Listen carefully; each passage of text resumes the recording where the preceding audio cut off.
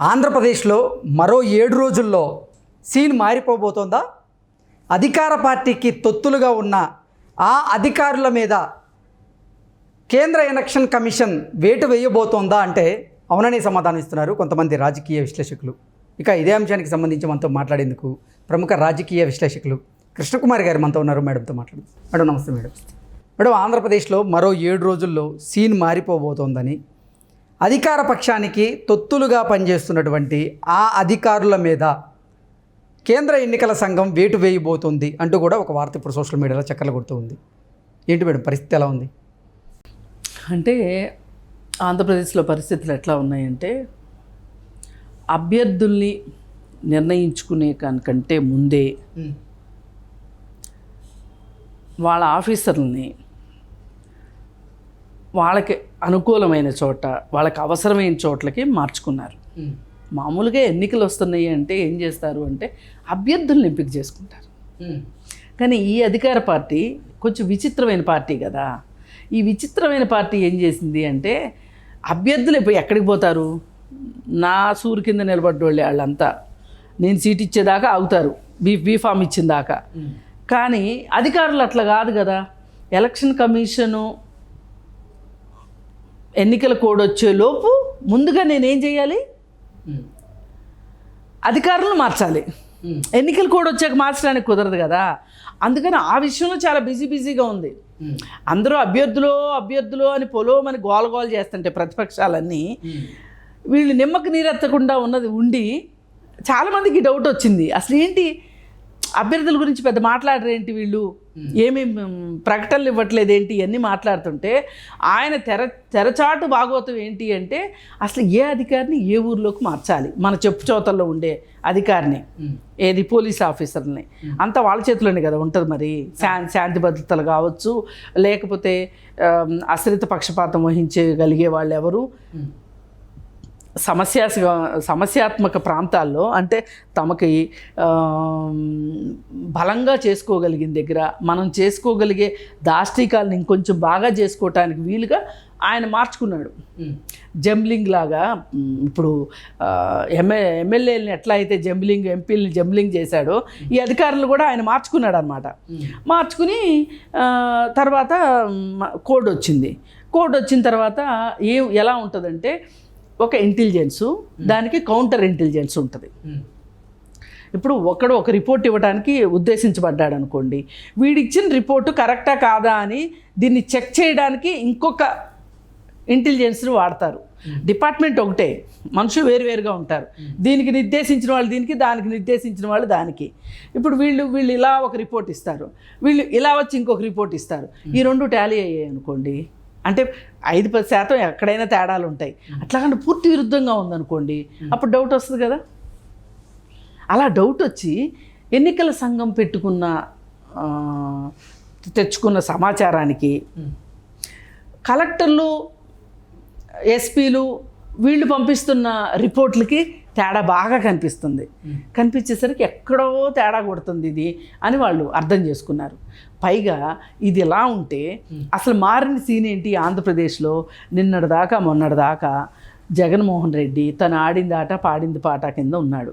ఏంటంటే, నేను ఇక్కడ ఏం చేసినా చెల్లుబాటు అయిపోతుంది, నాకు మోడీ బాబాయ్ ఆశీస్సులు ఉన్నాయి అని అనుకుంటే ఇప్పుడు ఏమైంది సీను? ఒట్టిపోయిన గీతకి మ్యాథ్ ఎందుకు వేయడం అన్నట్టు బీజేపీ వాడు వీడిని పక్కన పెట్టేసేసి చంద్రబాబు నాయుడు పట్టుకున్నాడు కదా.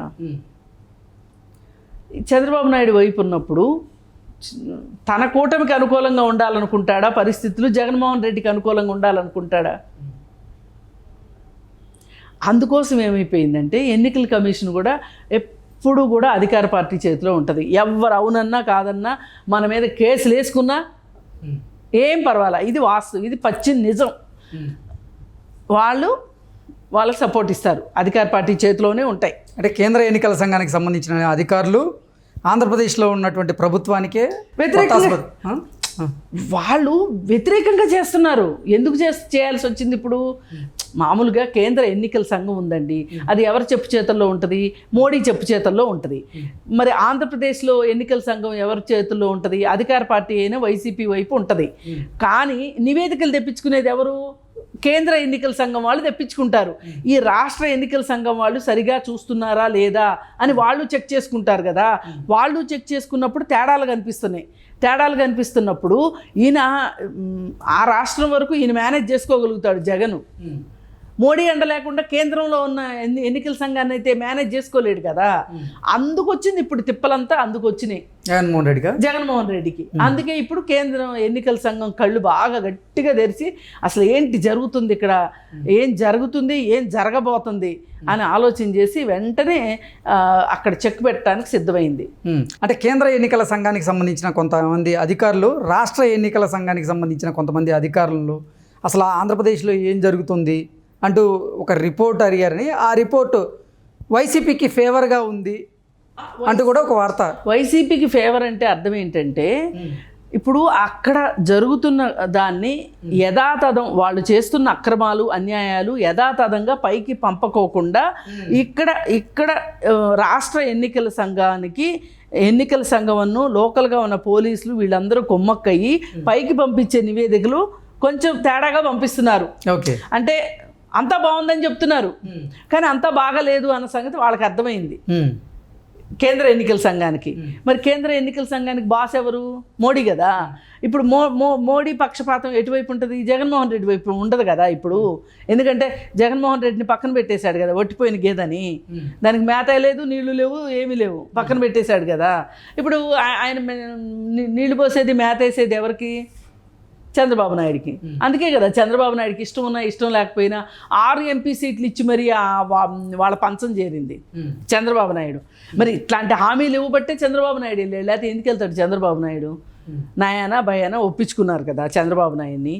అందుకొని ఏంటంటే జగన్కి ఇక చుక్కలే అనే విషయం మాట్లాడుకుంటున్నారు అందరూ. అంటే కేంద్ర ఎన్నికల సంఘం రాష్ట్రంలో ఎన్నికల సంఘాన్ని టైట్ చేస్తుంది బాగా. టైట్ చేస్తే మరి వాళ్ళు సరిగా పనిచేస్తారు కదా. వీళ్ళు టైట్ చేస్తుందా, లేదంటే అసలు కొంతమంది అధికారుల మీద వేట్ వేసే అవకాశం కూడా ఉందా? వేట్ కూడా వేస్తారు. అంటే ఇప్పుడు వీళ్ళ పని విధానం అసలు సరిగా లేదు అంటే మార్చేస్తారు ఖచ్చితంగా. వాళ్ళ చేతిలో పని కదండి అది. ఎంతసేపు వాళ్ళకి కావాల్సింది ఏం చేసైనా సరే మనము మోడీకి భక్తులుగా ఉండాలి, మోడీ చెప్పిన మాట వినాలి. ఇప్పుడు చంద్రబాబు నాయుడికి న్యాయం జరిగితేనే, అంటే చంద్రబాబు నాయుడికి పరిస్థితులు అనుకూలంగా ఉంటేనే కదా గెలుస్తాడు. మోడీకి ఏంది లాభమో అదే. అంతేగాని జగన్మోహన్ రెడ్డి వీళ్ళందరూ డిస్కార్డెడ్ పీపుల్ అన్నమాట. అది ఇప్పుడు ప్రస్తుతం యాక్సెస్లో ఉంది ఎవరు అంటే మోడీ, చంద్రబాబు నాయుడు కూటమి. Okay madam, thank you.